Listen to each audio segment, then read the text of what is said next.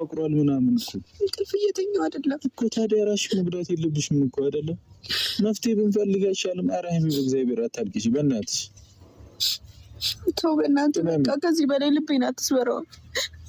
ምን ላድርግሽ? እኔስ ምን ላድርግ? ሀይሚ እኔም እኮ ግራ ገባኝ።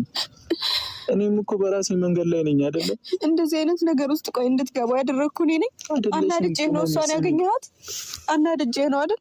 በእናትሽ እምባሽን እንደዚህ ባልጣላ ኑሮ እኮ አታገኛትም ነበር፣ እርግጠኛ ነኝ። ስለተጣላን ነው።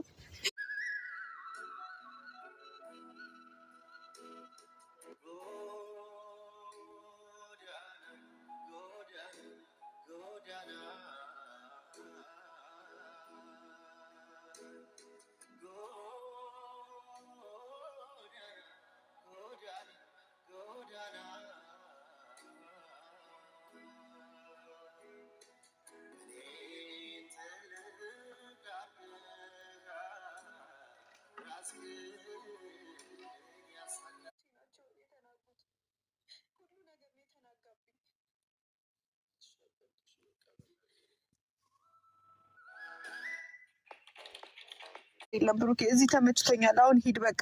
ቀለበቱን ልመልስልህ ነው የጠራሁት። እንደዚህ አይነት ውሳኔ አትወስኝ በእናትሽ።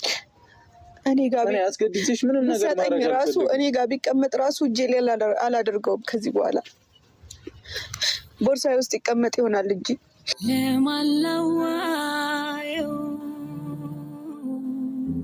ኧረ የኔን ህመሜን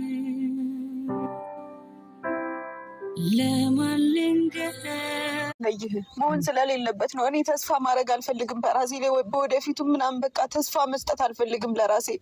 ተረዳኝ በቃ። ለምንድን ነው የማትረዳኝ? በጣም ድክም እያለ ነው።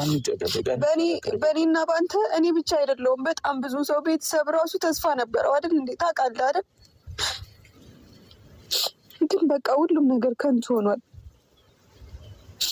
ራስ ወዳድ መሆን አልፈልግም። ከማንም ጋር ደግሞ በአንተ የመጣ መጣላት አልፈልግም። ምን ማለት ነው ደግሞ? ምን ማለት ነው? ምን ላድርግሽ?